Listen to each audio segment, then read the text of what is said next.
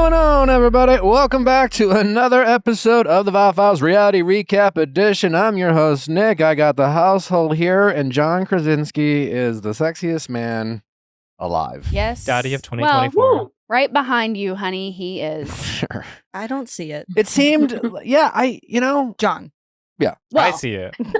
obviously. I feel like this is a good time to tell people that we actually saw Steve Carell at Gelson's Oh, a Oh. couple weeks ago.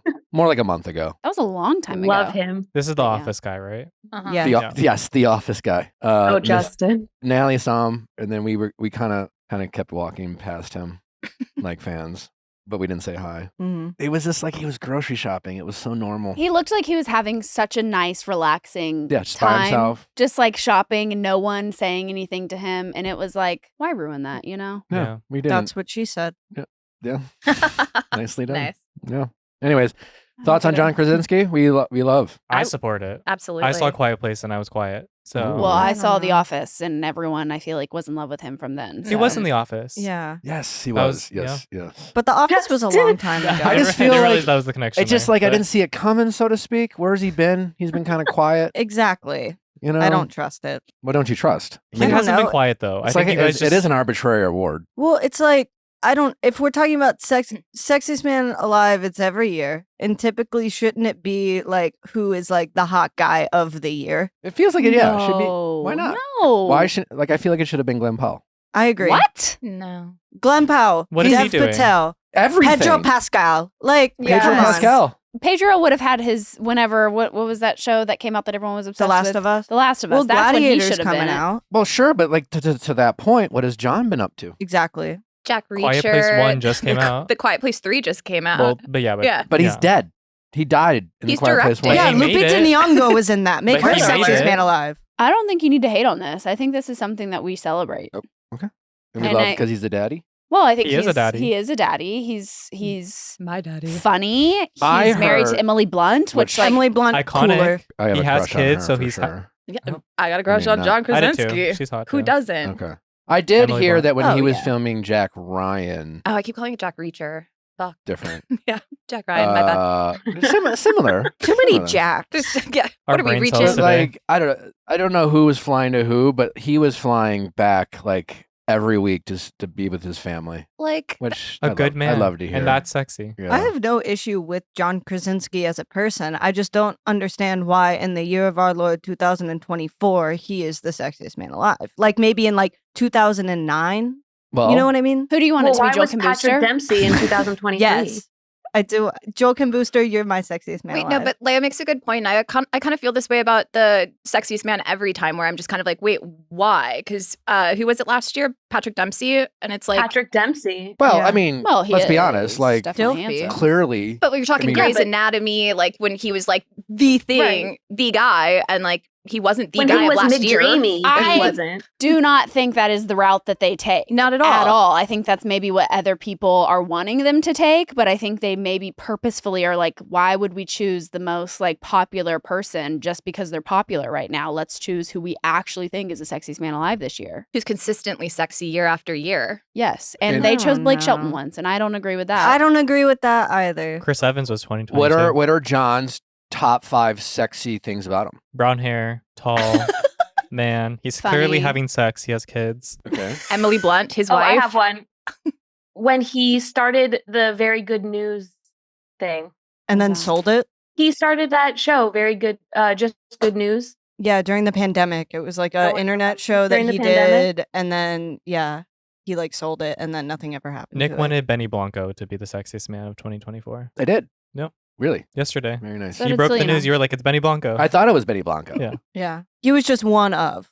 I do want one year to People Magazine to be like, it's Eric Smith from Kansas City, Missouri. Or like real people. Just like a random, Oh. Yeah. Yeah. you know, and a whole article Truly on the people's. Because there's sexy sexiest people. man alive. There's yeah. sexy people that go under the radar. Yeah. For sure. hmm It's only actors? Mm.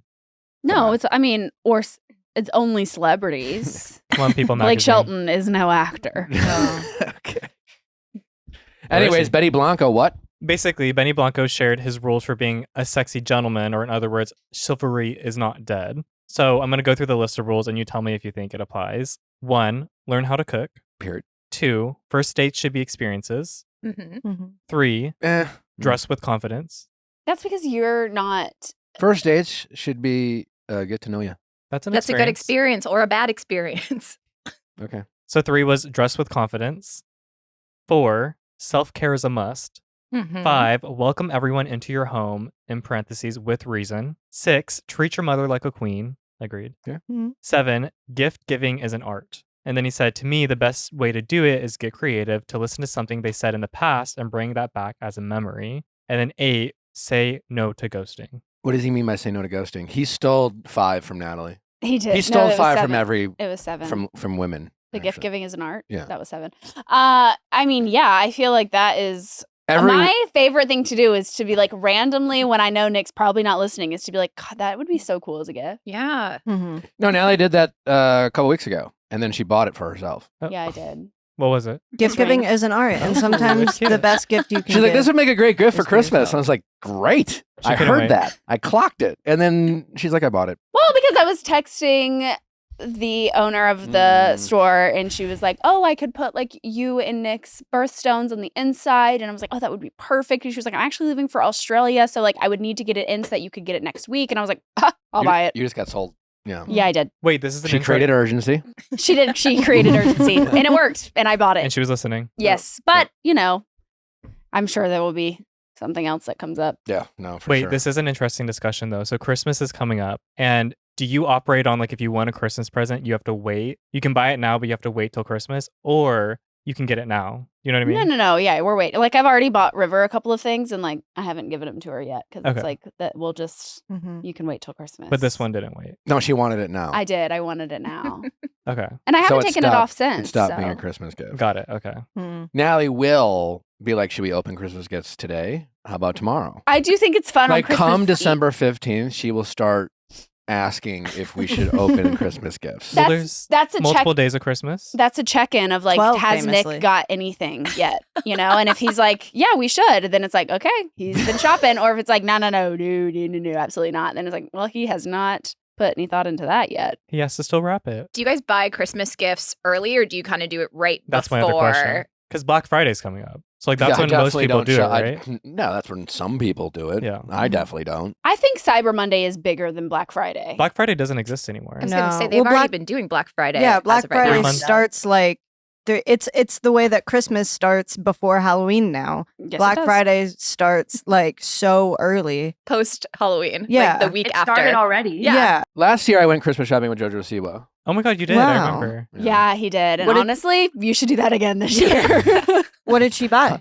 She just went with me. Oh, Yeah. okay. She advised you. I had my bachelor party like December of last year, and I won some money. So I came back with a wad of cash. So Nick hit And Rodeo Drive I had Rodeo with that Drive wad like of a drug cash. dealer. With Okay. JoJo? Just like with JoJo. Hell yeah. Yeah, it was fun. You said like a drug dealer, Yeah, who else carries around wads of cash? Dorit Kemsley. Dorit. Dorit? Yeah, that's when she got robbed. The second time. Wow. Yeah. Yeah. Megan Fox is pregnant again. Yay! Yeah. Yay. That's so exciting. Did you see her? I guess it's maternity photos, right? Yes. Where she's like drenched in black. yes. Did I you did like see it, that. or was it like You mean oil? Listen, it Well, definitely yeah. wasn't. Ish. or it- liquid of some sort? It looked like oil. Hmm. Not good for the skin, honestly. It Motor oil. probably wasn't. It was probably paint with like body oil in it. I don't And it know. just like made it shiny. Y'all Yeah. remember when she ate that chicken in Jennifer's body? Yeah. That was Oh, really That cool. movie is so good. It's incredible. Not for a first date though. I did that once, and I was like, wait, I didn't realize this movie was sexual. Okay, well, we're dating different kinds of people. Yeah. Oh, well, okay. Well, I believe you are. Yes, Yeah. I would In fact. also believe that you Yeah. are. Yeah. No, Jennifer's body's incredible. Yeah. Megan Uh, Fox can do no wrong. I from mean, that. it was in the little yes pregnancy. Honestly, it made me want to get pregnant. Anytime Really? I see a pregnancy test that says yes, I'm like, do I need to see that again? Do I need to feel that rush? Okay, so it was the test, not the maternity photos. Correct. Yeah, it was a Okay. test. Because I love the photos. that rush of like looking at that pregnancy test and it saying yes, you were like, and there's nothing like it. Yeah. It's pretty cool. Relatable, Leia, or no? I actually found out through a blood test, like Oh. a Accidentally? blood test. Boring. Like you went and got like a Yeah, cavity yeah. checked and like you're pregnant. Well, I was like trying to take a medication and they needed to make sure I wasn't pregnant before I could take it. And yeah, Lo found and out at a behold. gas station. My Oh, doctor okay. called and I was like, huh? Question for you. Yeah. Well, or your husband. I'm curious. Because like, when I found out, I was like, oh, exciting, scary, whatever. And then there's like this weird, oh, well, nothing's really changed kind of thing at first because you're like, I guess we're pregnant. And then, eventually you hear heartbeat and things like that. But now that River is here, in my mind, I feel like River's been in my life since I opened that drawer. Like since I've heard her first heartbeat. Like, do you feel the same way? Wait, explain. When I think about opening that drawer when Natalie put the pregnancy test in there and surprising me, like all the time, like, and I think about moments of her pregnancy all the time. And like, I feel like River was a part of our family. Like since I opened that drawer, now that I've met River, like my brain goes back in a way. And like, it's not like when River was born, she was with us. It was more when she was like instead of seeing in my mind, she was born in a drawer. Yeah. Like you open that drawer and you see River. Yes. Like every time I open that drawer, I think of River. Definitely. Like I look at old ultrasound photos and I'm just like, I'm like trying to see the resemblance, and like definitely brings me back to like the whole pregnancy and how it was like he was with us that whole year, basically. Yeah. It's kind of wild, right? Yeah. Except I did take a pregnancy test after just because I wanted that experience of like peeing on the stick. And I took a digital one and it faded. Yes, mine have faded too, but the ones with the actual lines on it are still 2 lines. Wait, what do you mean it faded? Like the digital ones, like eventually, like they're not going to last. Oh, they're they going to don't be digital stay. forever. You yeah. would think the opposite. You gotta go You can't analog. just charge that back up? Yeah, you gotta go analog, I guess. You can't. Honestly, they should put Plug it a little USB? charging or USB port at the end of those pregnancy tests. Yes. It's like a charge that disposable puppy vape. up. Exactly. Wait, like that's it's like a vape. brilliant invention. Do they have like wireless pregnancy tests? That's another. Well, none of them are wired. So. Well, but like wireless. Well, true. What do you mean? I was meaning connecting to the phone, so Bluetooth, I guess, not wireless. But No, they're not Bluetooth. I'm sure that is our future, but no, they are not Bluetooth. They are digital. right. Yes. They say pregnant, not pregnant, or yes and no. I've seen them. Yes, period. Well, Sky Jackson is pregnant. I'm Sky excited Jackson for is this. pregnant. Hey, Jesse. Who's Sky? Can we see who's Sky? Do you know who Sky She's a Jackson Disney Channel star. From Jessie. Is that all she was in? Well, she was in Bunked and other We shows. are different generations of Disney Channel. The theme song of Band-Aid that we all know, the I am stuck on Band-Aid brand, but Band-Aid stuck on me. She's the one that like originally sung it that everybody knows. Like multiple kids have Pop sang off, that, but Sky. she's the voice of that original Okay. one. Mm-hmm. Okay. But Yeah. Congratulations to her. Pregnancy is in the air. yeah. Sierra hope- said that this girl was nobody. I was gonna say, hold on a minute. Whoa. Well, she's I did somebody not to her fucking say that. I child. said I don't know who she is. Why are you coming for me? I don't know who she is the same thing as she's a nobody. And also, she's I'm boring. kidding. Do you know how many people are actors that I don't know? I'm joking. Hearing Sky Jackson is pregnant has the same like energy as like finding out someone who's like a freshman when you were a senior in high school is pregnant. You know what I mean? It's just weird. Like you're like That is a wild that concept. shouldn't happen. It is crazy because I remember like whenever I found out I was pregnant and I called my sister and she was kind of like, okay, like, do you want to like, let's talk about this? Like, and then she's like, wait, sorry, I forget. You're like in a committed relationship. Like, you're Yeah. like good. Yeah. Like, sorry, I like forget. And then my friend Allison was saying how she kind of felt the same way of like, oh my God, like, like, am I in the right time of my life? Like, is this right? And then she's like, wait, I'm literally married. Like, she's like, a part of you Yeah. still feels like you're in like a teen mom. Yeah. Like when you find out you're pregnant, you're like, fuck. Yeah, every time I'm like getting to be I'm 23. Yeah. I'm 23 and How old am I? Honestly, yesterday I was like, am You're I 44. Okay. after I turned 21 I started forgetting. But every time I see somebody like people I know from like back home and stuff, sometimes they get pregnant. And I immediately have like a panic in my soul, and then they're like married. And Yeah, I'm you're like, oh my God, did you see that That's Emily is pregnant? And then insane. it's like, oh yeah, wait, they're actually like Yeah. 25 with married. This is their second kid. Yeah. No, it's yeah, fine. and I'm like, I'm just trying to like pay my rent and cook myself little frozen Trader Joe's meals for dinner. It's just crazy how It's the different. LA effect. That's what it is. Yeah, but even both my sisters are like like my sister had a baby, but she didn't have a baby until she was like 30. Like it is I think- crazy that I am considered like apparently a teen mom in LA. I mean, we were in line at Great White and it was me and my mom and River, and the guy in front, River was just like pulling on people's sleeves. So he I'm like, turned. Yeah, you would do that. No, for I her? wouldn't. I wouldn't. You I was would. just joking. You No, absolutely Yes, you would. Yeah, I you would be like, hi. No, And then that's all. you would give him a look being like, bitch. And No, then you I would would realize it's a not. baby and be like, oh. But I would say hi, your and then that's gut all. reaction would be like, ew, filthy. I was the nice person at Trader Joe's when the baby came. We're all laughing because we know it's true. No, it is not true. And this man was like, "Oh, she's so cute. What's her name? How old is she? Whatever." And then he's like, "Do you mind if I ask how old are you?" And I was like, "I'm 26." That's an interesting question. Mhm. Yeah, and he was like, "Oh, it's so young, you know." And I'm like, Was he older? he seemed maybe Like grandpa age? maybe no, God Oh. no. He was like young, like maybe late 20s, early 30s. So that's a I little don't weird, know. yeah. No, but like but it was at the just like- park, Nallie's definitely the youngest mom for sure. Mhm. Yeah. But which is so crazy because obviously that's like, I feel like that's the culture here in LA. I mean, in the South and I feel like the Midwest, they're still. LA is not a real place. You know what I'm It's saying? not. It's not, true. It's not, No. It's not. it's not a measuring stick of society. No. Yeah. No. Joan Didion understood that. What? Joan Didion, Who's Joan Didion? the writer, Feminist. the famous writer. Joan I don't know Didion. every famous person. She's a very, very famous writer who wrote about LA all the time, Oh. and because she was from here. That's because everybody in LA is hustling usually. Yeah. So it's like you have kids later on in life, but Yeah. you were able to do it earlier. Yeah. Yeah. That was like my most asked question whenever I was pregnant was like, how does it feel to be pregnant so young? Or like, what's to be such a young mom? And I'm like, Yeah, guys. what? I'm literally 25. Go back to like the 60s. Everyone in my hometown is on their third kid. You know that That's my age. yeah, you know that scene in Broad City where Alana Glazer and her boyfriend Hannibal Buress are like talking about maybe getting married, and she's like, "I'm 26, Lincoln. What am I, a child bride?" That's what they called me. Child Yeah, bride. and that's They how still I do. They still do. They that's still how I call me feel. that. But it makes sense for other people. But when I think about me, I'm like, oh my god. What about Lala's event? Were you like the youngest? Yes, I did. I went to Lala's event and she did respond to my DM There you go. also. Oh, she did. She responded to my DM before the event. She responded to my DM maybe like last week. And she was like, yes, like I need more mom friends. And I was like, oh my God, period. And she gave me her number. We started texting. And then I went to this event. And yes, I was youngest. I did not know a single soul there. I guess. And then she DM'd me to come on her podcast. Oh. And then my mom, we are in discussions.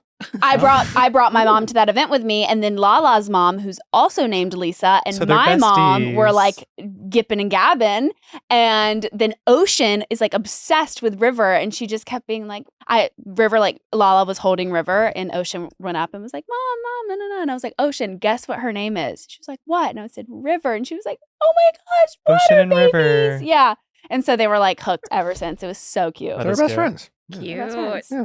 Yeah. Also, the amount of people who've DM'd me and been like, what is this erotic thriller you're reading? Like, y'all are horny freaks, and I love it. So what is it? I'm scared. Gatekeep. I'm kind of gatekeeping. Let me look. Actually, I forget. Yeah, you are. I'm reading like 3 different books. They're It's gonna called judge you. Horny Fun Time. They are going to judge me. No, it's called End of the Innocence. Oh. Spicy.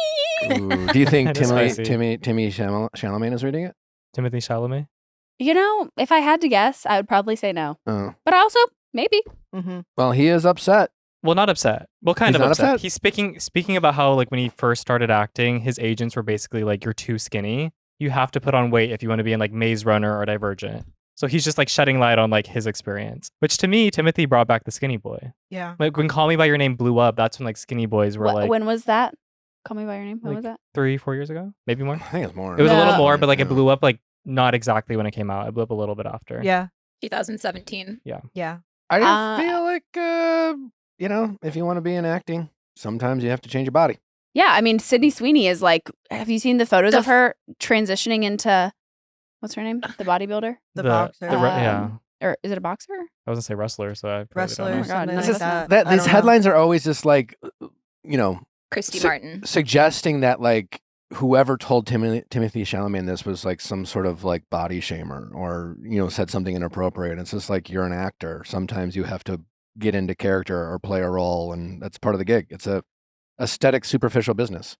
Yeah, but you compared it to like Maze Runner and Divergent, and like there's skinny boys on that cast. Dylan O'Brien is not exactly like Sylvester Stallone. Yeah, so you it's know? like they were like But he did get ripped for that one movie. Was it Assassin that he played or something like that? He played an assassin. I don't like know. recently, right? Oh, it was a few years old. It had Beetlejuice in it. Michael Okay. Keaton. Michael Michael Well, Maze Keaton. Runner was like even older than Call Me by Your Name, so like 10 years ago. Whatever. And I'm sure they have skinny boys in all these movies. I'm just Yeah. saying if you want to play the lead character of a, action whatever movie, you might have to either, get into character or convince them that you can still be a believable character. Fun fact, they didn't think Bruce Willis was good for Die Hard when they casted him for Die Hard, because prior to that, he was just like in a sitcom called Moonlighting. It would be like casting like Joey from Friends in an action film, you know? So some people make the transition, but like, Yeah. you know, You like Die Hard, huh?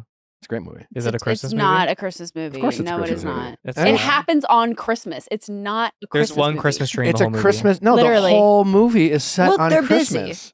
You know? It's about There's no Holiday holiday. joy. There's no holiday joy. There's no holly cheer. they come together on Christmas. There's not a Santa Claus. There's That's nothing. not true. There's no snow. One of the employees at the Christmas party is dressed as Santa. You say yourself that LA That's Santa is Nas. not Christmas. That's why you're like not allowing us to spend Christmas here this year and making us go to the lake house. I'm kidnapping my family. I do going kind to of Lake agree House. with that. I'm not gonna lie. What? It's not Christmas I flee here. LA too because I'm like LA doesn't change seasons. No. It's like There's nothing Christmas about LA. So what is and Die Hard is based in LA. So what is Christmas about it? is it based in LA? Yes, I thought it was in like New York. No. No. He. What skyscraper is this man in? the one right there off the 405. Oh really? Yes. Well, is Do- that really? Yeah. I didn't know that. I think like a Christmas movie is way more like by association to your family and like the way you grew up watching movies. Because like to me, like Eyes Wide Shut is a New Year's movie. Oh my God, Mary. Mary. What?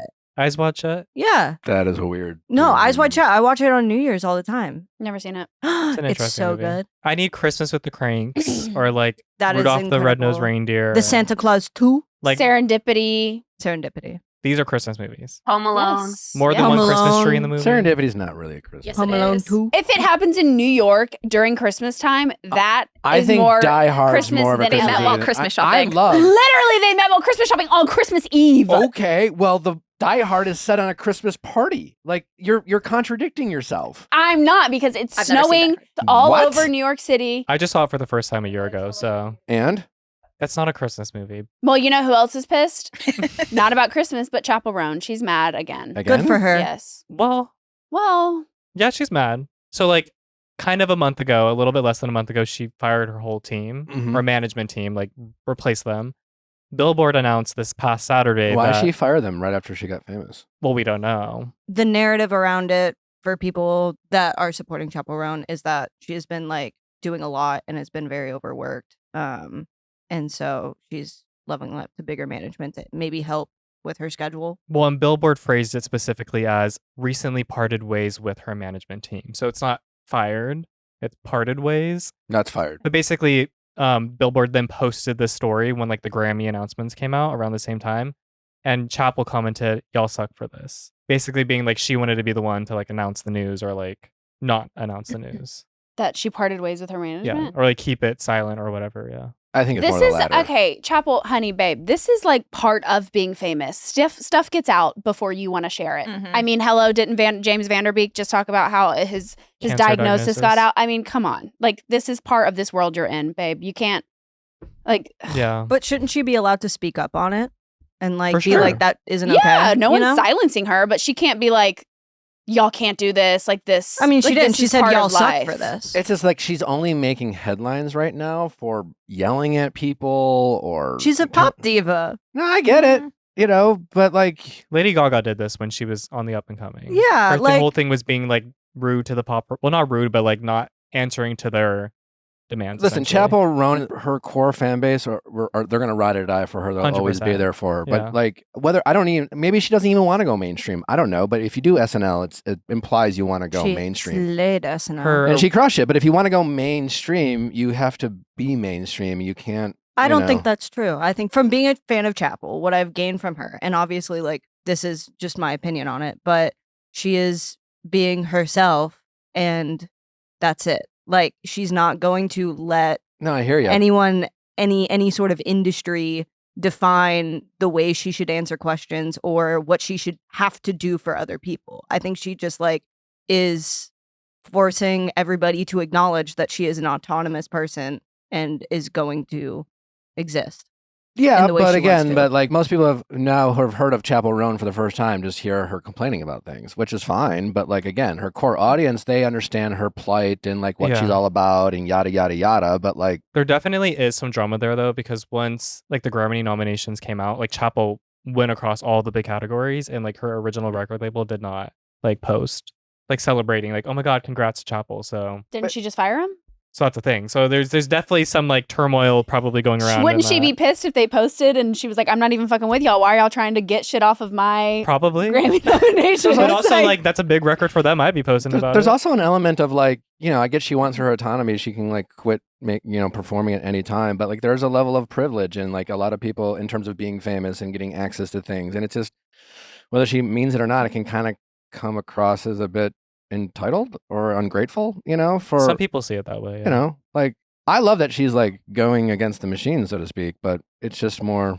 I think it's like you could say that about any sort of pop star that came before her. Like pop we do. divas. Yeah. And why I think it's like Chappell Roan is a very interesting case study in, are we going to treat her like we have treated every other woman who came before her?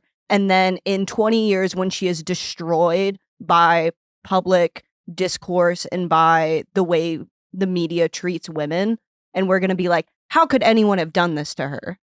Like the way Britney Spears or freaking Amy Winehouse, like. But what But happened? those are Yeah. decades ago. What I mean, happened to there's Britney people Spears? Yeah, Yeah. but I mean- it There's could people happen. before Chappell that haven't this. I mean, like Sabrina Ferreira. I I mean, mean, it's just like I just think it's an interesting case study in how the media and public culture claims to have moved forward and the way we treat young women who are performance artists, but still go back into the same narratives of this is a woman who, because she is speaking her mind, she is being like difficult. You know what I mean? And I think it's an interesting way to see where we have gone forward and where we have not gone forward. I also think like some of the stuff, like her being on the red carpet and paparazzi people who are hired to be there to take photos. She got mad because they said like fuck or something. They weren't even talking to her. They were talking about someone beside them. And it's like she made that whole thing like about her. And then the next time she saw him, she was like, you need to apologize. And it's like, this was just a headline for no reason. Like they weren't like, you just got upset because they weren't even talking to you. They were being aggressive because they wanted a photo of you. But like you're at an event, you stepped onto this red carpet. At any event she goes to, she can say, I don't want to do the carpet. I don't want to do press and I don't want to do carpet. I just want to go to the event. That's true. Is that true? Yeah. Oh, Absolutely. We do it all the time. The amount of times that Nick and I are like, let's do press, let's not do press, let's not do the carpet, let's do the. I don't really look too good. I don't want to do the carpet. Yeah. She could know. at every single event she goes to. If she doesn't want to deal with these aggressive paparazzi people, she could be like, I'm not fucking doing it. I'm just gonna go to this event and enjoy it. I completely understand that. And that's an interesting point to raise. I think that her persona is also being like kind of a bitch. And I She's think that's curating that great. persona, yeah. Yeah. So it's like she's allowed Fair to have enough, that persona. but then, sure. But if your persona is to be kind of a bitch, then you can't complain if people start thinking you're a bitch. Well, yeah, I don't think know. she's complaining about that though. Did you see the video of Taylor Yeah, Swift? that might be true. Taylor Swift recently, where like the paparazzis were like sitting, and she made her security guards like make them stand because she had a skirt on. Yeah, this has happened to Hailey Bieber so many times where these paparazzis try to get so low to get like a crotch shot, Which and is it's crazy just- because paparazzis, I think, to that extent too, are like they go too far all the time. Oh, all the time. Yes. Yeah. And if she's going to So be I rude like to that. anyone, I would love for her to be rude to paparazzi on the street if she's like getting a coffee or trying to go to her car. But if you're at an event where you decided to walk in front of these paparazzi, it's a little different. But yes, and people were saying that like Taylor was like, they're like, why is she walking so slow? Like trying to make it something. And it's like she No. clearly was waiting for these paparazzi her to stand up. So that, Underparts aren't photographed. yeah. Yeah. Craziness. They released a cast of the upcoming Ultimatum show. They did. Season 3? They always choose just random couples, right? It's never Yeah. couples. I've never from- seen okay. it. so- Usually they're evil. Pretty good. Oh, it's very, so very good. It comes out December 9th. We'll definitely be covering this. Is this the straight ultimatum? Yeah. yes. Okay. Mhm. Yeah. I haven't seen that one. Did they do one last year? They did did the the queer queer ultimatum, But they last didn't. year. They Messy didn't as do fuck. straight ultimatum, right? Because I I feel don't like the know. last ultimatum we watched was with. It's been a while. Yeah, I feel Yeah. like that was so long ago. How many couples do they have? 1, 2, 6. 3, 4, 5, 6. And season 2 was in August of 2023. Good looking cast. They look like they're gonna serve us up some good television. Wait, so Yeah. what's the concept of ultimatum? It's It's- love is blind, but they're not blind. No, so No. they Like these swap. couples get together. It's as if Love Is Blind kind of starts where at the like the honeymoon stage of the show. Yeah, that's what I'm saying. Like Right. people that just met though. No, they've been together for years. So These they couples have been Oh. they together. find couples that allegedly have been together for a while. Mhm. One of the people in the relationship are anxious and wanting to get engaged, to take the next Got it. step, and so they are proposing this ultimatum. Of get married or I leave.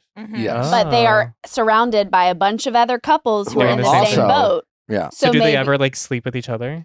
So part of the experiment is to like recouple with someone swap else and then you live with them for a couple weeks. Oh, just to see and it. then get back with their. So this is like wife swap. Okay, got it. It's like It's pretty crazy. yeah, it's like In the Temptation Queer Island Ultimatum, meets. they yeah. did have sex with each other. Wow. Yeah.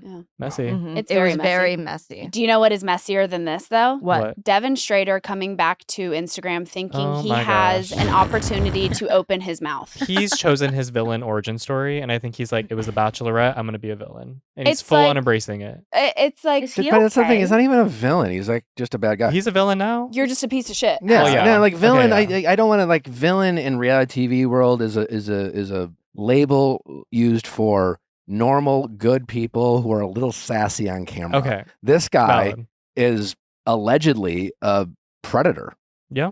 who has a very dark past and a very scary history with women. So, to give the people context, if they are not up to date on what Devin Strader has been doing, he obviously was the guy that Jen Tran picked on her season of Bachelorette, and a lot of terrible, terrible things came out about his past and stuff that he, did to Jen. And he's been off of social media for a while. Thank God. Decided to come back. Not sure whose great idea that was. But he uploaded a carousel of pics on Instagram, and someone commented and said, Jen found a great guy. His name is Sasha.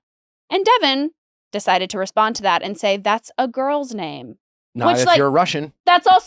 That's rich coming from a man named Devin. Devin. Who Right. most Devins I know are females. Mhm. So That's a great point. Well, so Like- Ezra Sosa, one of the professionals on Dancing with the Stars, commented to that saying, "I know 5 Devins, all in which are women." literally, Yeah. So it's like- are you okay? And then Sasha then kind of responded to this and said, where is it? I gotta say though, why are we even talking about this guy? This is what he wants. Yeah, I don't care about him. Do you think it's what he wants? You think he wants more hate? Yeah. Really? Why do you think he turned it on? I don't think he's an idiot. I think he is, and I think he's a bad guy. And I think he's I like, think he's a bad guy. He's I a don't bad think guy he for sure. cares. And I think he's like, you know what? This is just who I am. And like, Sasha's a girl's name. And like, fuck that guy and fuck Jen and fuck all of you. Like, I think that is his perspective. Well, that's where I'm like, he's choosing, and maybe it's not the villain edit, but he's choosing to just be the bad guy. I just think this is who he always was. Well, yeah, clearly. And he had to contain it for TV purposes, trying to become something or be somebody. And now this is exactly who he has been, who he will be. He's an asshole. Well, and Sasha, to finish your point, Natalie did say the name Sasha is short for Alexander. You know who else had the same name? Alexander the Great, FYI. I mean, he just like wouldn't shut up. He said, Devin then continued saying, wow, Jen did some real charity work dating you. I'm a fan of helping the less fortunate as well. It's like, this Not man. PR trained at all. No, this man truly, I think he might need to be behind bars. I think he's a really good example of why the block button exists. There you go. Mm-hmm. Honestly, I've been kind of entering my block era, and it's fun. Is it? It is so fun. Like, Nick's kind of against the blocking, but I am so for blocking. It's like, you think you can send me I just don't go some on. message and like, I clicked on a message and it had everything that scrolled up. It was negative, awful, awful things. And I'm like, why am I allowing you to like get this off your chest and send it to me? Bye. Like, fuck you. Goodbye. And blocked him. And I was like, that Do you felt know good. they can create another account? No, you block there's a feature on Instagram that says you block this account and every account that they make. Yeah. Love that. Good for Exactly. you. Oh, Instagram. What is interesting. this? Shannon Bedore and John Jansen demand jury trials? Or is this the first thing they're agreeing on? Yeah, They- they're going to trial. Wait. Can we get tickets? The one time I want jury duty, and the one time I'm like, Oh my god! Wait, how can I lie that I don't know who she is? We can go and sit in. Can we? Can Yes. we? Live episode of the Yes! Viall Files. Actually, that wouldn't be allowed. That wouldn't be allowed, but it would be I'm so. gonna text Shannon and ask her. Can I go and sit in the pews? We're the press. The pews. The pews of court. Shannon did have that soundbite in the reunion being like, and I won. And that's her referring to this, I guess, being like, it's not just going to settle for this like 75,000. I love a court case drama. So Love a court case drama. I Fair love enough. getting professionals involved. Yes. They demand jury though. It hasn't been like confirmed you get jury. I don't know. They just want it. I think you can choose between two different types of trials where it's you, the judge, and the counterpart, or you can have a jury trial. So they're opting for a jury trial. Shannon was like, let me just have one woman. Let's do the court of public opinion. She said, all I need is one woman on this jury. We would all lie. Have you ever seen The Housewives? No. Shannon and John previously told the court they did not believe mediation would be fruitful. So it's like clearly not mediation. Yeah. This guy's a monster. Can they get cameras in this courtroom? Not in Televised. not in the state of California, Man. unfortunately. That is crazy. There's only like a couple states I think that legally allow you to broadcast a trial. Probably for the I'll go in best. with a sketchbook. Yeah. Just sketch it all out. Yeah. You be the sketcher. Are you a good sketch? I can draw. Art history major. I was an art history major, yeah. Anyways, I would love to sit in that room. I know we're gonna get into Real Housewives of New York, but I just have to get this out because I do see Real Housewives of Potomac as Candace Dillard welcomes her first baby son. And I'm done with Real Housewives of New York. It's awful. It's terrible. We need to start covering Atlanta or Potomac. Because those Potomac. two I hear are so bonkers. Atlanta's and not Atlanta out was yet. so good. Okay, when does it come out? We don't know yet, We but don't know. sometime 2025. But Potomac, I hear from multiple people. Because they have like the edits, like Robin once had like a TMZ edit, and like they had like a Matrix edit. Like just The the, way Matrix they edit is incredible. the way Justin they Timberlake. edit it is kind of similar to like Salt Lake City, where it's like a joke. Like but we it need. I works. think we collectively need to say we're done with New York. We can stop watching it and stop covering it and start on. Potomac. I did like this episode though. Yeah. I like No. Rebecca Minkoff, so I- I like. Let's this save it. episode. Let's We'll save save it. it. Yeah, We'll 'cause save it. this is going to be a real debate. I have a Rebecca Minkoff diatribe. Okay. Huh? All right. But yes, we should watch Potomac this season. Is really good. Up next, we got Meghan McCain, formerly of The View. She's here to talk reality TV because the great unifier in this country is reality TV and all things Bravo. We saw her on Watch What Happens Live, and we are excited to hear her takes on all things Bravo. I think she's got a new Housewives pitch for us. We're excited to hear about that. But before we get to Meghan, it is now time for Vibes versus Stats. All right. This week, the theme for Vibes is cities. Okay. So which city would you rather hang out with? The first game we're going to talk about is the Cleveland Browns at the New Orleans Saints. They are playing this in New Orleans. So Cleveland versus New Orleans. Let's start with New Orleans. Nicknamed the Big Easy. Swamp culture, which is an ally to my people. Somehow redneck and French at the same time. Mardi Gras. Incredible music. We have jazz. Also, many other diverse types of music reflecting the diverse culture of the city. Great Musicians. beignets. Beignets. Yeah. Yes, beignets. But some musicians. We have Big Frida, Lucinda Yummy. Williams, Some culture. Louis Armstrong, Lil Wayne, Jerry Lee Lewis, Fats Domino, Mahalia Jackson, to name a few of the musicians from there. Incredible food. We have gumbo. We have beignets. We have jambalaya. We have crawfish. Not to mention incredible accents coming out of Louisiana. I'm sold. Also, the home of the best season of American Horror Story, which is Coven. Mhm. And to top it all off, Stassi Schroeder is from New Orleans. Done. Done. All right, but let's get to Cleveland. Rock and Roll Hall of Fame is there. And if you're thinking that's a random place for that to be, you would be incorrect because some musicians from Cleveland and the greater areas are Tracy Chapman, Nine Inch Nails, Kid Cudi, Bones Thugs and Harmony, Chrissy Hynde of The Pretenders, Devo, Raspberries, and many, many, many more. It was the first city to be lit by electricity. Oh. It is home to the world's largest indoor Ferris wheel. And also, if you're thinking you can't beat New Orleans food, that's fair. But Cleveland has some great options as well, such as pierogies, corned beef sandwiches, Pierogies are good. chicken paprikash. Pretty incredible. Also, not for nothing, American treasure Molly Shannon is from Cleveland. Okay. And she one time liked and commented on my Instagram post. I was So, once in line at period. Larchmont behind her. Oh my God. That's incredible. Her book is amazing. It gets cold in Cleveland now. It does. It's in Ohio. Don't love it, Louisiana don't love- was pretty well packaged. Yeah, I don't Yeah. love the cold. No? I can't do really coldness. Okay. And Louisiana, I mean, obviously, hello, New Orleans sounds so fun. Music, good Right. food. People are like, having fun in the streets. I'm gonna go with New Orleans. Vibes is going to New Orleans? Okay, Yes. I'll All right, take- let's I'll go take Saints. Cleveland. Okay. All right. Shout out to the people of Cleveland, though. You got a good city. Anyway, game 2, Seattle Seahawks at San Francisco 49ers. Seattle, Space Needle, which was apparently first sketched on a napkin by international hotel executive Edward E. Carlson, one of the country's most eco-friendly cities. It's the birthplace of Starbucks, which I have complicated feelings about as a former Starbucks employee. Kind of ruined my life. Home of iCarly. Very important. And grunge music. Nirvana, Pearl Jam, Soundgarden, Alice in Chains, Bikini Kill, Slater-Kenny, and many, many more came from this grunge scene in Seattle. But Seattle does not only create grunge. Sir Mix-a-Lot, Jimi Hendrix, Kenny Loggins, Hart, Kenny G, and the Dave Matthews Band all from the greater Seattle area. Oh, Heart came from there? Amazing. Heart Dang. did come from there. Love Heart. Magic Man probably lived in Seattle. Seattle has a whole wall of chewed gum. Hate that. Yuck. Also, one time after the Seahawks scored a touchdown and the fan response was so loud and raucous that it created enough seismic energy to register between 1 and 3 on the Richter scale. Giving Taylor Swift. And American treasure Gene Smart is from Seattle. And then we have San Francisco. So this is grunge versus hippies is what we're talking about. It has the Golden Gate Bridge from Full House, you know? Love. Also, I'll say it before and I'll say it again. Princess Diaries in San Francisco. And it has that big hill, which is famous. Where the brakes were broken in Yep. the car. Yep.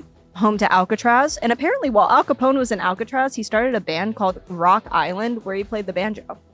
Did not know that. No, everyone talks about his crime. No one talks about his musical skills. But speaking of music, Seattle's grunge, San Francisco is hippies. And we're talking Haight Ashbury, the House Down Boots. I love Yes. Haight Ashbury. It's so with fun. musical legends such as the Grateful Dead, Jefferson Airplane, Santana, Sly and the Family Stone, Creedence Clearwater Revival, Journey, Metallica, and the Doobie Brothers, to name a few. Just Ricky Pearsall. I don't know if I'm saying his last name right. Plays for the Niners. I want to pick and the he got shot. 49ers. The I think the 49ers 49ers is too. We're NorCal going for representative. And American treasure Margaret Cho is famously from San Francisco. Done. We're going San Francisco 49ers. All right, I'll just bunch take of Seattle hippies. just for fun. That does it for Vibes versus Stats. Let's see if you guys can catch up. All right, it's time for Meghan McCain. Sundays is fresh dog food made from a short list of human-grade ingredients. Listen, dog people, if you love your dogs as much as we love ours, make sure you're feeding them high-quality food so that your dog feels like their best self and lives as long as they possibly can. Our furry little beautiful critters are not with us nearly long enough, but what you feed them can really matter in terms of their overall health. Sundays was co-founded by Dr. Tori Waxman, a veterinarian who tests and formulates every version of each recipe. Sundays contains 90% meat, 10% superfoods, and 0% synthetic nutrients or artificial ingredients. Dog parents report noticeable health improvements in their pups, including softer fur, fresher breath, better poops, and more energy after switching to Sundays. Unlike other fresh dog food, Sundays does not require refrigeration or preparation because of their air drying process. Just pour and serve. So if you are someone who travels with your dog, Sundays is perfect for that. So much easier and less bulky than some of the other healthy dog food options out there. When you start your Sunday subscription, you'll automatically get 20% off and free shipping on every order. Cancel or pause your subscription anytime with their 100% satisfaction guarantee. Every order ships right to your door, so you'll never worry about running out of dog food ever again. So, if you love your dogs as much as we love ours, you got to check out Sundays for Dogs. Get 40% off your first order of Sundays. Go to sundaysfordogs.com/VIALL or use code VIALL at checkout. Again, that's sundaysfordogs.com/VIALL. Vessi is a footwear company that makes waterproof, breathable shoes. And when we say waterproof, we mean 100% completely waterproof. As we get closer to the holidays, Vessi ensures you're ready for every adventure with waterproof innovation. You'll stride confidently through rain-soaked streets and embrace spontaneous city moments in complete comfort. Whether you're exploring urban highways or enjoying the season's vibrant energy, Vessi has you covered for all of fall's surprises. So it doesn't matter if you're hiking, going into the woods, maybe you're boating because you live in a warm climate, even over the holidays, Vessi has you covered. Their weekend Chelsea shoe is absolutely perfect for the fall weather, so you can always say yes to the next adventure. Discover more at Vessi.com/VIALL and enjoy 50% off your first purchase at checkout. Step into waterproof comfort with Vessi's early Black Friday sale. Stay dry in style with select waterproof Vessis. Now just $99 at Vessi.com. Don't wait. Grab yours before they're gone. Hello. How's it going, Megan? Good. Thank you so much for having me. I'm really excited to be here. Yeah, we're excited to have you. We're obviously, we saw you on Watch What Happens Live, and we're just like, we need to get Megan on to talk all things Bravo. Yeah, I'm very happy to talk all things Bravo and take a little break with you guys. So thank you for having me. I feel like we don't really talk politics. I try to stay connected, but I also feel like in general, politics is like maybe the most craziest reality TV show out there. Would you agree or disagree on that? Oh, I mean, I think politics is like wildly more dramatic and controversial and more backstabby and juicy and dirty, and there are better sex scandals than anything in reality TV. Oh, sex combined. scandals. Respectfully. Why don't we ever hear? We need hidden cameras Yeah, in the why- Oval Office. Why don't we? I think. Can you Like imagine? Love Island style. Yeah. Why don't we ever hear about the sex scandals? Why do those You get do swept? hear about some sex scandals. Not You do. enough. I mean, there's some pretty good ones. There's been some pretty good ones, and I because I'm old. I'm 40. There's been like, there's ones that I can remember from forever ago. There was a congressman that was caught by a police officer in a bathroom stall in Minneapolis, soliciting sex. That was an entertaining one because there's always like some hypocrisy with politicians and sex scandals. Like there's always, because it's normally the people who are the most pious tend to be the ones behaving in fact, I believe that that scandal just happened with the man running for governor of North Carolina. Oh yeah. What Bravo Housewives shows are you watching these days? I watch all of them, but I stopped watching Potomac only because they are always filming in my neighborhood. And I just like sometimes when things are like a little too close for comfort, I like stop watching. But I'm watching all of them. But I was telling your producer that New York is getting on my last nerve Yeah. Oh my right God. now. Say, tell- Megan, I said last night, I looked at Nick and I said, I cannot watch this show anymore. We've got to move. We have to switch to Potomac or just like when Atlanta comes out, we've got to do Atlanta because New York is so boring. It's so awful. We're fighting over being called a basic bitch. Like where I want to be fighting over being called like a cunty stupid whore. Like that's what I want to hear. A basic bitch. I am so bored. Well, I can't figure out. First of all, I don't know about you, but I need escapism in my life, which is why I like reality TV. Like I don't really watch sports. I don't watch, like I don't watch a ton of scripted TV. I love reality television. I love like the drama of the humans on it. I love messy, complicated, problematic people. And I would say this to Andy Cohen's face, and candidly, I'm not trying to like name drop. We are friends. This is too produced. And these people are too aware of the cameras. Yes. I think this show could be on any platform. I think I could be watching like a Lifetime show, a We Network, an Oxygen. And respectful to those networks, we watch Bravo for it being the brass ring of reality TV. I need escapism. I need drama and messiness and all these things. And we are certainly not getting that at all. And it's really, I feel like they're producing themselves, which I 100%. I think even with this prank that Rebecca and Aaron, like that just proves even more that you're like, you realize that your season is boring and you're like, I'm going to throw in a prank and make everyone, it's like. You have no storyline, so now you're creating them and calling it a prank. But the thing is that people already question the integrity of reality television and how real it is. And like, you were feeding the fire that like, it's all scripted, it's all bullshit. And it's like, and for this stupid joke. They kind of gave a window into like bullshitting scenes. Mhm. Yeah. So that's It pissed me off so bad. I'm really interested in Rebecca being a Scientologist. Yes. Because I have very strong opinions about Scientology, as I think the rest of the world does. I mean, I think it's mostly negative. I'm just going to gauge that.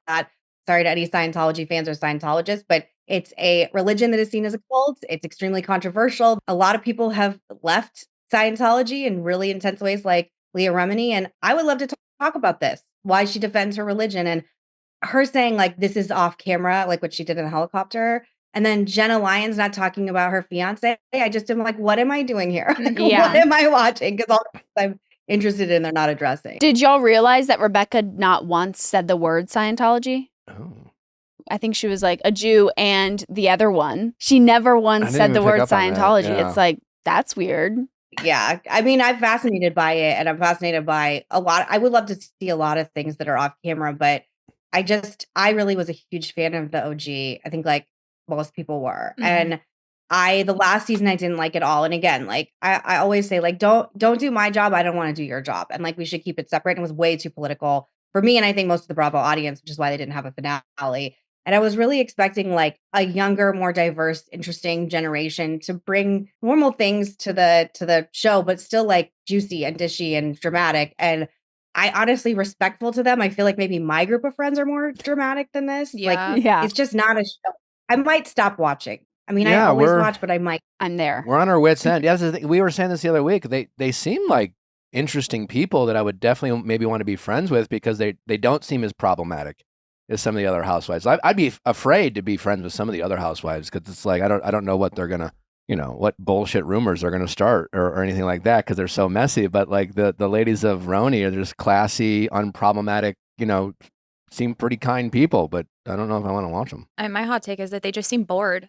It's like, oh, I'm just going to create a rumor about Yeah. somebody else. Now we're going to sit around talking about bullshit for an entire episode, have me follow it and be like, haha, just kidding. Like, I don't know, the whole thing. They have nothing to talk about. They have no actual real relationships, They're not bringing anything to the surface about each other. Or their relationships or anything. I think Jessel is probably the most giving housewife on Real Housewives of New York because she's actually talking about real issues in her life with wanting to have a child and her issues with Pavitt. Like, I'm like, outside of that, what are we getting from anyone? No. She's my favorite. Yeah. She's my favorite. Jessica's my favorite. Like, she can stay. Like, I like her. And that's recast around her.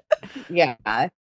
They're all so beautiful and so wealthy, and that's like definitely a part of it. But I just feel like Jenna Lyons, obviously everyone knew her because she was like a fashion, icon and ran J. Crew. But I just feel like if she's like, I'm not going to talk about my personal life, I'm not going to talk about my fiance. The point of being a reality TV star is being open. And there's so many women on these franchises that have just like laid it out all on the table and showed all their scars and wounds and, lawsuits. And I just don't understand why these women get to hold the same place with like an Erica Jane. I just don't understand. Totally. I feel like they're just way Sorry too. to be harsh. I have strong opinions. No, That's You're not not, no. harsh.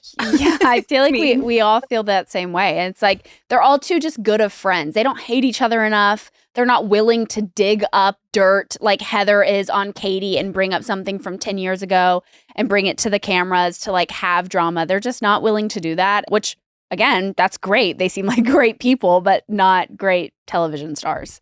Do you think it lasts? Because I feel like it may go way of Dubai.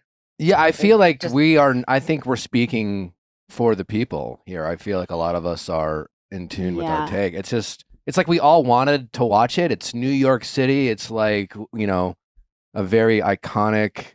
And it's their second season. So you really think they're going to bring it because they actually know each other? Like, okay. Yeah, it's like you want, as a sports fan, you want your big iconic cities to have good teams because it's kind of like rooted in that. And it's like, so you want RHONY to be successful, but it's just kind of like, meh. I heard, Meghan, that you want to pitch for Bravo to bring back Real Housewives of DC. Is that accurate? I say this every time I see Andy Cohen in person because I live right outside DC. I live in the Beltway, which is like right outside DC. And the original DC, which came on in the Obama era, which is, 20 years ago, I think at this point.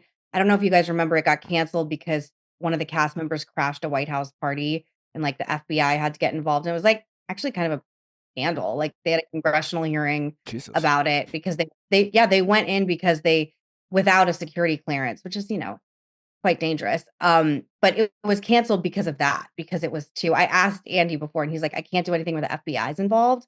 So I just think it's a city again with like lots of drama, lots of characters, lots of like, women who throw expensive parties, women married to rich, wealthy people. And I'm always pushing for them to bring it back. DC and Potomac, I respect, obviously, but it's still like it's totally different city. Are you able to like, who would name drop any senators or Congress people, regardless of the side of the aisle they're on, that you think would make either good housewives or good spouses of housewives? So the spouses are more like media people. And one of them is Brett Baer's wife, who is this like complete glamazon, like socialite woman. Brett Baer is an anchor on Fox News. There's a woman named Tammy Haddad who runs all the White House Correspondents' Dinner parties that like, if you're not invited to, you're not cool. I think she would be a good person. And then I think, look, there are people that have like major personalities like Marjorie Taylor Greene and AOC, but I don't see any universe where they're like going to be on camera, but they certainly love They cameras. seem to That both would love be the camera, though. I don't know. They And George Santos, I think, he should be on reality television in some form. I'm surprised he hasn't yet. What is he doing these days? Cameo, right? No. That's right. He is on Cameo. Sorry. That's crazy. What are your thoughts on Salt Lake City this season? I love Salt Lake City. It's like the anti-New York to me. My like metric is like, will I watch it live? And I watch that one live. Like I make sure that I can watch it when it first airs at 9:00. And I love it. I think Bronwyn is like Fast and Furious going to be a favorite of all time. Yeah.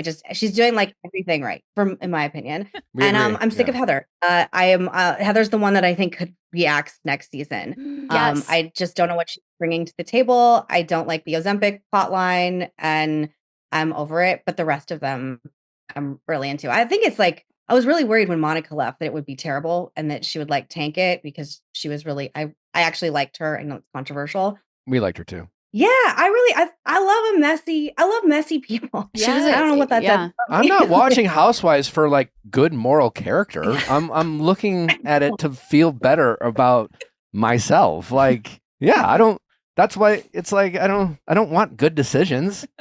I want petty uninvited to the trip.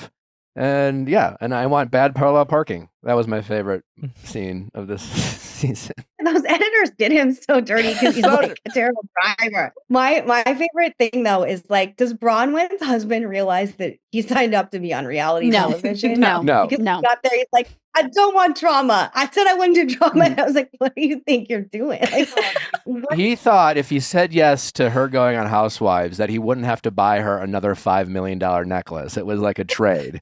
And then now I think he's like, he's feeling he has to do like both. He has to deal with drama and still buy her the necklace. It's like, if I buy you this necklace, will you not go on next season? I was surprised that they showed that, just because, a $5 million necklace is so, it's like crazy for any normal person to think about buying that. And I was surprised. She was like, look, we can just throw around $5 million for this necklace. That's a great way to get your house wrong. Yeah. Like, that's like a whole thing now. Like, every celebrity out there, there's always this new report about someone breaking into their house and stealing all their stuff. So I hope she has a good security system. I also was really taken with her demeanor change when her husband Todd yelled at her. Yeah. Like, I said the same. It's giving like dad is scolding the child, and he's like, we're not gonna do this. And she was like, okay, like looking up, like, could you do it though? She was like, I'm sorry, you're right, I'm sorry. And it was not a conversation. It didn't feel like husband and wife. It wasn't like, honey, let's talk about what this drama is and why she's coming from this side and what my point of view. It was like, I'm not gonna have this, we're not gonna do this, get rid of it. And it was like, oh my God. For me, it was just an interesting look into clearly their dynamic, because you're right, it did come across much more father and daughter than husband and wife, which I don't know, even in the other scenes before when they were like eating lunch, I was like, this is just not how my husband and I hang out when we eat, but my husband's only 3 years older than me. So maybe there's just with generation gaps. I don't know. But I love Bronwyn. I really think she's a really fascinating character for TV and like understands the assignment. Oh, yeah. Yeah. And I think it says a lot about Bronwyn, because I think being on reality TV is the most high school environment you could find, right? Like, it's like every person who goes on reality TV, they go into their who was I in high school, and they kind of go back in that role. And so like every new cast member on reality TV, it's like there's always this initiation process. There's always this kind of like, do you belong here with the other cast members? And that's clearly going on with Lisa and Heather in Salt Lake City. And she is absolutely like crushing it. She's fitting right in. And I honestly think both Brittany and Bronwyn, like honestly, they're two of the most compelling characters this season. Like I missed Brittany last episode when I didn't miss Heather. Yeah. I was like, oh, okay. I don't miss Heather, and I think she's like jumped the shark. But I agree with Brittany. And there's something about, I have friends who are who live in Salt Lake City, and I asked, like, are the Osmonds still like a thing? Because you think of Donnie and Marie respectfully as being like a few generations ago cool, and she was like, oh, is the Osmonds like are like a dynasty family there? So it's just funny to see her like, I'm dating an Osmond right now. And I really like her too. I think she's really raw. I saw some clips online too. She's a very talented Broadway singer, which I would love to see. Like, that's where her like, composing. Yeah, she was composing at the dinner party, which I thought was a little strange. But that actually makes more sense though, if she actually has a background. Yeah, but I'm like, I feel like Bronwyn gives everything that you want out of a new housewife: a big personality, absurdly rich, but also kind of aloof about it. And then Brittany is so vulnerable and so just like, here's my heart on a plate. Just will anyone listen? And I'm like, yes, I will. At first it was irritating because you're like, you're getting too comfortable too fast. But now I'm like, no, give me something. Because watching Heather try to shop for fake loyalty from Lisa and Meredith at the beginning of the episode, I was like, you think that you're going to get the loyalty from them that you're giving because you want so badly to be a part of this group. And then they both still just end up going on the trip anyways. They're like, so sorry, but like, we'll call you. I didn't like them calling her. I agreed with Bronwyn. I thought it was rude. I'd be really mad too. Also, the second she gets up to leave, you call her. And she's not, what is she bringing to that? If someone flew me on a private jet to Palm Springs and was like, here's my beautiful pool and food and drinks, I would not be thinking about FaceTiming like someone who wasn't there. I didn't understand that either. But or the part they were trying to plan another trip that was going to exclude Bronwyn on the trip that Bronwyn paid for. That was some mean girl shit. Yeah, and I really wonder what happens with Lisa and Meredith going forward, because I do think it's a little mean girl, cliquey. Like Meredith, I could also lose. Like, not again. They're very hot takes. I don't want to get you guys like having the Housewives message you getting so mad, but They Meredith already isn't are. bringing as much that they are. Okay. Meredith, I could lose too, but I still like Lisa and I really like Angie a lot. Like, I really think she's such a wonderful housewife too. Yeah. I feel like this is Angie's like big coming out season. Angie's the star season for me. Angie and Bronwyn. Yeah, I read here, Megan, that you interned at SNL. I did. How Can was you that? believe that? When I was in college. So everyone's like, how did you get that job? How did you get that job? And I was like, just classic nepotism. My dad hosted and Lauren Michaels asked me because I was in college right after. And it was amazing experience, obviously. I think it was still like sort of a more wild time at SNL than it is now. It seems very like a little more tame. And my biggest like permeating memory was being an intern that had to deal with a situation after Ashley Simpson was caught lip syncing. Yeah. You were there for that? The hoedown. I was. He did not treat her dressing room the way she kind of trashed her dressing room a little and like got mad. I mean, not completely, but like she got mad. She went full like backstage. rock star and like broke things? No, she didn't break things, but she like kicked the door. Oh. And I remember me and my other interns were outside. Like I was like, even at that age, I think I was like 21. And I was like, this is a moment in pop culture that I am witnessing that will be forever embedded in my life and my brain. And it's still one of those moments people are like so interested in. Oh, and yeah. that forever is like, and when I was there, interns had to wait in the hall during the show. So I don't know if they still do that, but it was like right near where the dressing rooms are. But it's a wonderful experience. I mean, I really was so lucky. And so, was amazing to even be able to do it. I did it for like a little over a year, I think. Who was the most engaging cast member? Will Forte, who is not exactly a complete household name, I guess. Or, I mean, he is, but he's not like, not like Jimmy Fallon or something. And he was always so lovely and so respectful of everyone and so kind. They were all pretty nice. Like when I was there, it was like a pretty nice group of people. Like Tina Fey was still there.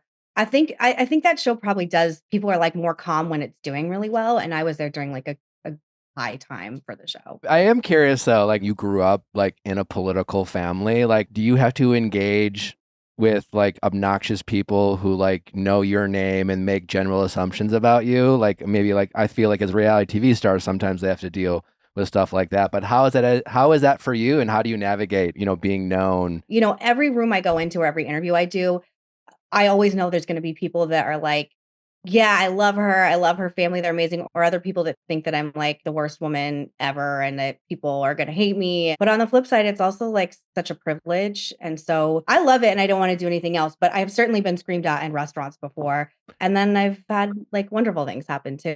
So I'm a mixed bag. I mean, does that happen with you? You're a little controversial too, Nick, like a little. I mean, maybe not as much anymore, but you used to see that's the thing. I think the difference between reality TV and politics, I think for the vast majority of people, they can disconnect. I think in the 10 years I've been in the, public eye, I've had maybe less than 5 encounters where someone like felt the need to like be honest with how they felt about me. But like for the most part, people just meet you and they're just excited and, they just think they're meeting someone famous type of thing. So once I was getting a massage and, which was my own fault in public. And then some lady interrupted me and told me that she thought I was a terrible person. So that was fun.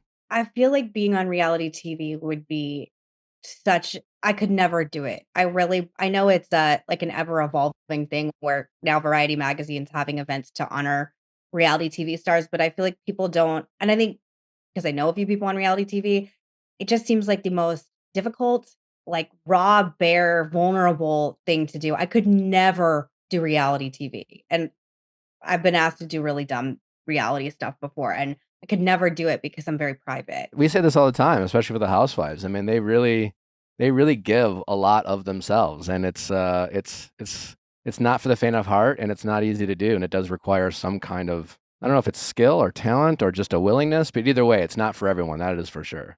Would you ever do it again?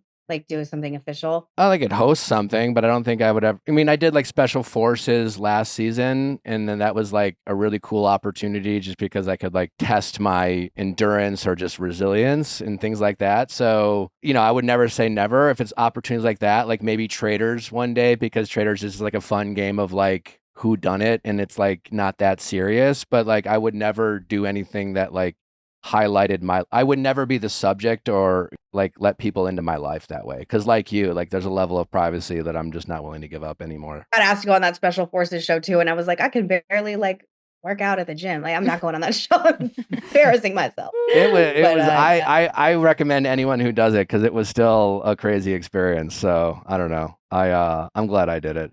Meghan, this has been so much fun. Can you let the people know where they can find you, follow you, all that fun stuff? Yes, I have a new Substack, MeghanMcCain.substack.com. And then I have my own podcast. It's not nearly as successful as yours, called Citizen McCain. And thank you all so much for having me. And guess I will continue not watching New York with you, but I'm very excited about Beverly Hills. Yes. Yes, so as are we. Well, thanks again, Meghan. We appreciate you, and hopefully we'll talk again. Bye. Have a good day. Thank you. You too.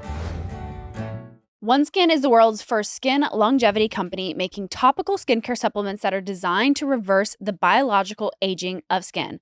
That's right. You heard that right. Reverse the biological aging of the skin. Founded by an all-woman team of scientists, obviously we're the smartest, OneSkin is the first and only skin longevity company to target cellular senescence, a key hallmark of aging, with their proprietary OS01 peptide. OS01 is scientifically proven to decrease lines and wrinkles, boost hydration, and help with the thinning skin that often comes with age. To celebrate the holidays, OneSkin has introduced their limited edition holiday bundle featuring travel sizes of OS01 Face, OS01 Eye, and OS01 Body, all in this chic leatherette bag. It's the perfect gift, but you may actually want to keep this one for yourself. Take advantage of this exclusive bundle while it lasts. As a listener, you'll get 15% off by using code VIALL when you check out at oneskin.co. Invest in your skin's long-term health this holiday season because healthy skin is a gift. Do not just take our word for it. They've got over 4,000 five-star reviews for their full line of face, body, sun, and travel size products. OneSkin is the world's first skin longevity company by focusing on the cellular aspect of aging. OneSkin keeps your skin looking and acting younger for longer. Get started today with 15% off using code VIALL at oneskin.co. That's 15% off oneskin.co with code VIALL. After your purchase, they'll ask you where you heard about them. Please support your show and tell them we sent you.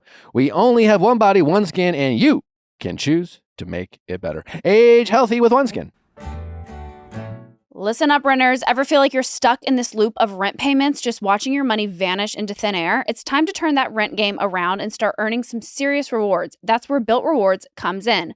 Built points can be transferred to your favorite hotels and airlines, and even the ones you haven't heard of. There are over 500 airlines and 700,000 hotels and properties around the world you can redeem your Built points towards. There's no cost to join Built. As a member, you'll earn valuable points on rent and on your everyday spending. Points can also be redeemed towards a future rent payment and unique experiences that only Built members can access. So if you're not earning points on rent, my question is, why not? Start earning points on rent you're already paying by going to joinbuilt.com/VIALL. That is joinbilt.com/VIALL. Make sure to use our URL so they know we sent you. Joinbuilt.com/VIALL to start earning points with your rent payments today. All right. Well, congratulations to Joan and her man, Chalk. I love that I got that right from the beginning. Congratulations to me. We're going to get in. We're not going to really cover it, recap it today because while we watched the episode, we didn't see the live finale. So we have Joan and Chalk on Tuesday's episode of Reality Recap. We'll be talking with the Lovebirds there, and we'll be getting into the episode. If any shenanigans happened at the live, we'll talk about it there. But congrats to them. I did think it was interesting. Recently, Pascal was interviewed by, was it Glamour or something? Glamour, yes. And he had some, I thought, interesting thoughts. In addition to him weirdly mentioning he wanted, if he were the Golden Bachelor, for the show to cast younger women, which is just not something he should probably say in that role. But nevertheless, I did think he had some interesting thoughts in terms of casting people in each city. Kind of, I love Love is Blind. Yeah, no, it makes more sense. Can you read it for me? Chicago's got 13 million people. You can't tell me you can't find 25 widowed, divorced people in that age group, because in my age, I want to wake up with somebody. I want to go to bed with somebody.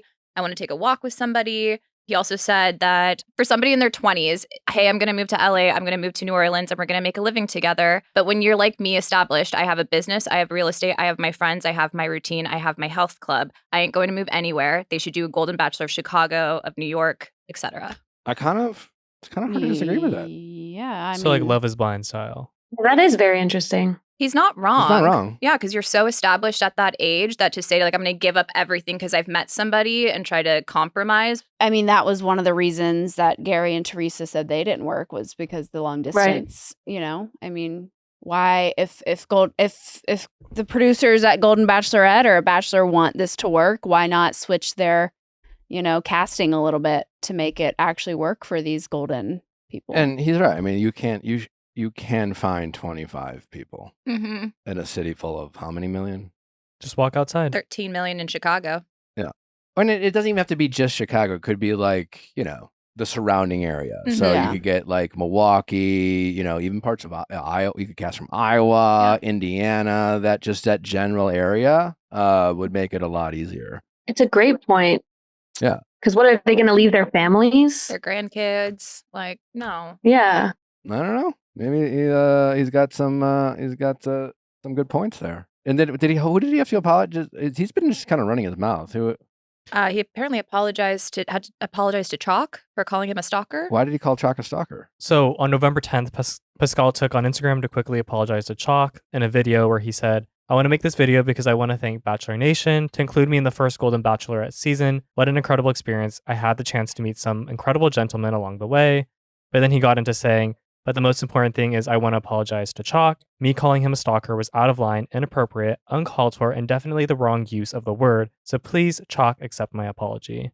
So I guess he did an interview Yes. So for context, with Cosmopolitan, and the quote that he said was, "Chalk was all over her to the point where he was like a stalker. I mean, it was like, I love you. Let's leave. Let's do this. Let's do that." and which side of the bed are you sleeping on? It's a bizarre behavior. I don't know. I can't wait to be with you. I feel like I'm in love with you. So he was basically chalking Chalk up to being a stalker. So Pascal will not be your next Yeah. Golden Absolutely not. Bachelor. Nope. Yeah, kind of talked himself out solves of that that. role. He's Yeah. a hot mic. That's what it is. He is Which is a kind hot of fun. mic. I kind of love it. I mean, perfect for Golden Bachelor in Paradise. Right. Yes. Have we had any word on that? Like if they're I even don't- considering it? I don't. That's I think a they're great, teasing the possibility, right? have they? I don't know. Every time they're like, so-and-so. Yeah, How are maybe- you doing? Maybe they have. Like, I think they're testing to see if people care about them outside of like. I don't know. For their- all we know, for the people who watched it last night, maybe there's a reference to it on That's the true. live show. I don't know. We didn't watch the live show, so kind of great. We're still trying to get Nally's mom on. She ready and willing? I think so. We think so. She I made she made a cute little video. I want to for see her casting. video. I was gonna The say. video is very cute. Very cute. Very demure. Very mindful. Very mindful. Was River in the video? No. Oh. No. By the way, No. this is she her did say baby. she said she is the grandmother to a beautiful granddaughter. There you go. Yeah.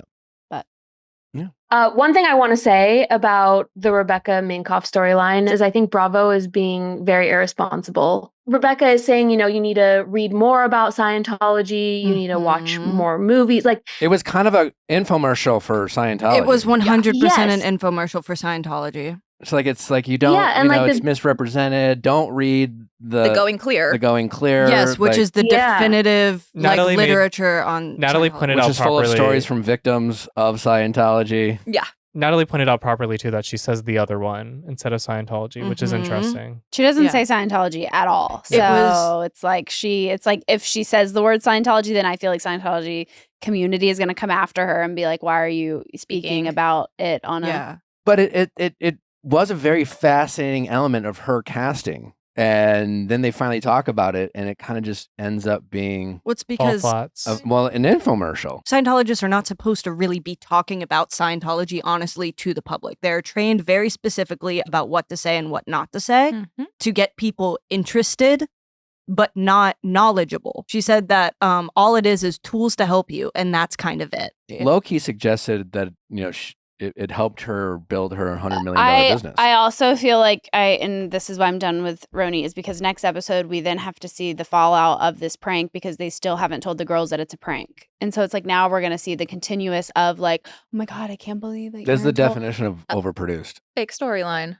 It's like, come this is also on, not something people. that you joke about or prank about. Like, this is it's not a tasteful joke or prank because you have Jessel trying to get pregnant. She can't get pregnant naturally. And then you have Rebecca like faking a pregnancy. It's not tasteful. It's mean. And it's just kind of weird that it's like you want the rumor, the joke, like regardless, it's just like, oh, you had an orgy and then got knocked up by someone who's not your partner. Like I don't see how that's funny. Well, I think it would be definitely an issue if it was people spreading this without Rebecca's insight, but she's a part of the joke and clearly she like made it like thought of the idea. And so it's like she's clearly comfortable and happy enough in her own life to where she's like, this isn't going to affect me if this like stupid rumor or like whatever gets out. Like, I'm good. Maybe people will So think it's she's funny to interesting me. for the first time. Yeah, it's just weird to me. It's weird humor. I know Jenna Lyons is like iconic and untouchable and cool, but like, isn't it like the douchiest thing anyone can do wearing sunglasses inside? I'm Game pro of- her being douchey. Well, she doesn't have But eyelashes. we or- can still recognize it as douchey. No, well, so Jenna Lyons doesn't have eyelashes or like eyebrows. Like she has a Mhm. condition, so she wears eyeglasses for like just like a comfort thing. Okay. So I Oh. don't Why think are it's a they douchey thing. sunglasses? I just think that's just the Because she's glasses. cool and chic I mean, and likes them. You can get sunglasses with prescription. And that's it- why she wears a lot of glasses is because she has a condition and like that's her thing. That's Mhm. why Wait, she so can she created. see or can she not? Does she have good vision or bad vision? Like, No, are the I mean- glasses like to help her see, or I mean, are I don't they know to about that help part, with- but she said before that it's a Yeah. fashion statement that's also conventional because she has a condition where she doesn't have eyelashes, eyebrows, and that's why she has her like eyelash brand. You think it's douchey to wear glasses, Nick? No, sunglasses inside. Just Mary. saying, what if they were transition lenses? yeah. Are Remember you know. when- anti-transition lens? Transition lenses are the opposite of douchey. Those are brave people. Remember when Tom Yeah. Sandoval wore his Those are sunglasses on this nerdy. Throw those podcast? away. I had transition lenses for a while. Transition lenses You're are brave no. if you wear transition lenses. That's the opposite of douchey. That's I really want. Does that make me less clip-ons. basic? But it is crazy that during that whole like Rebecca rumor whole thing, Brynn chimes in and she's like verifies that they're an open couple. They It's did like, it to catch her in a lie. That's why. Mhm. But that is crazy. That like that is Brynn, and it's She like, does it, yeah. like what are you doing? I think Brynn, if she was in a cast of other people that were actively trying to be housewives, she would not be coming across this way. Brynn is the only person who understands. I think Brynn and Jessel understand the assignment. And I don't think anyone Yeah, you're else kinda do. right. I mean, Jeff Lewis said it on Watch What Happens Live last night that like the bit is over. Yeah. Like Yeah. Brynn over sexualizing Mhm. herself, especially with Jenna, is like Yeah, she had the "Move, It's- I'm gay" shirt. I'm like, girl, you're straight. Yeah, but It was kind of to funny your last point, Mary, season. like Yeah. not Brynn's this the season. only one trying. Yeah, You and know, the only she's the reason o- it's like, coming across You're like that is making because Brynn like lean into this bit because it's like, come I on, don't think everyone. they're making her. I think she's willingly leaning into that bit. Fair- I think she fair said it enough. I'm herself. just I The saying. saw sexual tunnel. part is Yeah. like Brynn her. has been shown to be a willing, like she's been willing to participate in drama while most of her cast are not. Yeah. So she's Yeah. out there constantly looking like the one starting drama and this silly drama, and it is, but no one's giving her anything to work with. Well, yeah, Yeah. that's what I'm saying. If you have an open cast, then there's no need to self-produce the way that she is. So that's why Right. it's getting old, is because it's like, how many times are you going to lie, exaggerate, and say things that people didn't say for a storyline? Because Brynn now is we're just trying to tired. do her job well. Then that's casting. Then like that, they need to Yeah. figure that out, because it's like at the Yeah. end of the day, if she's the only one doing their job, and we're all now as viewers being like, I'm tired of it. Yeah, But I think it's also showing us a light into the like falseness of.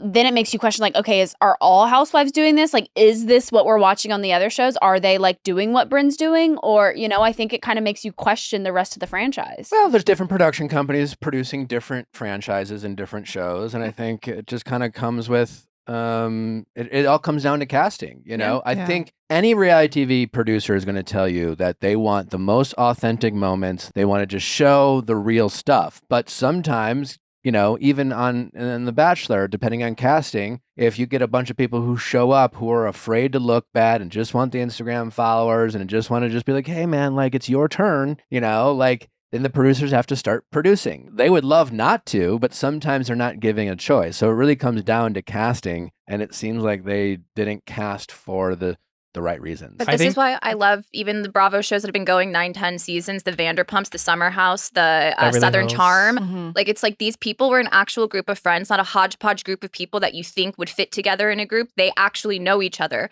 So the drama that's coming to the surface on camera could be shit that happened 2-3 years ago that they've been irritated with, but coming forward now because of certain setting and whatever. It's authentic. It's real because these people actually know each other. Yeah, like, Kyle Cook is willing to have Natalie come on the show and be like, fuck Kyle Cook, because he's willing to just lean into who he is. Be who he is. And he is messy, and he wants to just show you. And that's the thing. There's nothing that we could say about Kyle that's going to change Amanda's mind about Kyle, because she knows Kyle. And anything we say on the show isn't going to stop Kyle from being who he Exactly. is. And there's clearly too many people on reality TV who are listening to too many podcasts and editing themselves. Exactly. I think that the only thing RHONY is really bringing to the table is brand integration for NBC Universal, Yeah. i.e., Wicked, i.e., Rebecca Minkoff's Wicked So annoying. tie-in line. That was, can I just say, ugly. Yes, where you was can. where was the green, Rebecca? Where was Elphaba? Where was Elphaba? The titular role of Wicked. Also, wrong pink. Brown? In Oz?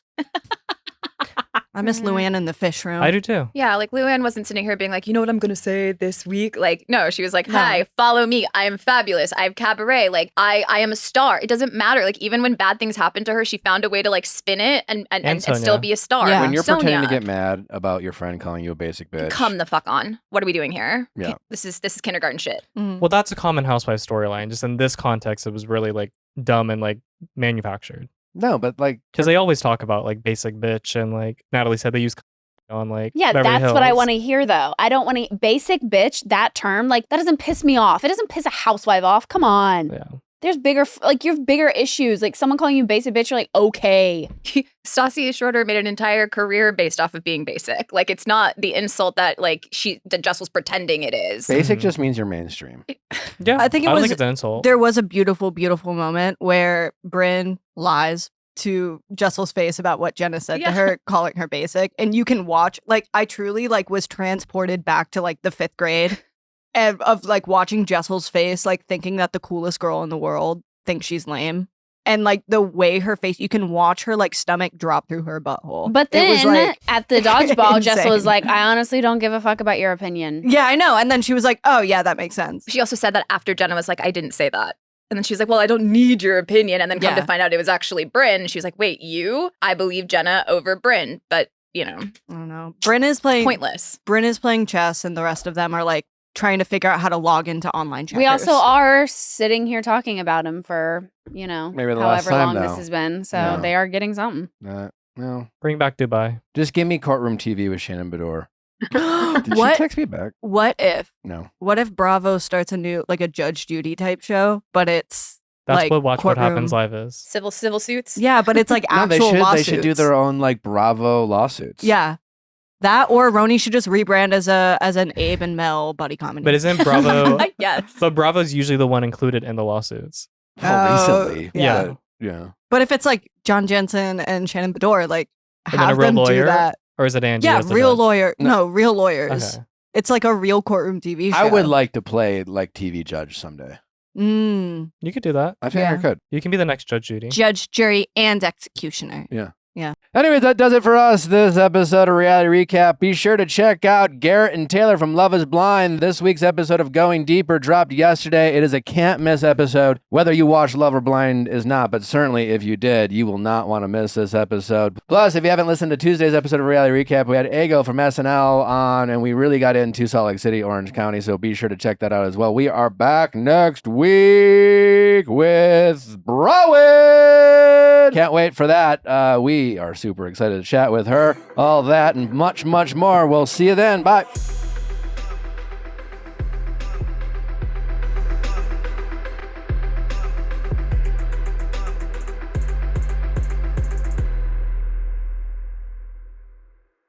Hey guys, if you loved what you listened to, make sure you hit that subscribe button below. Thanks for listening. We'll see you next time.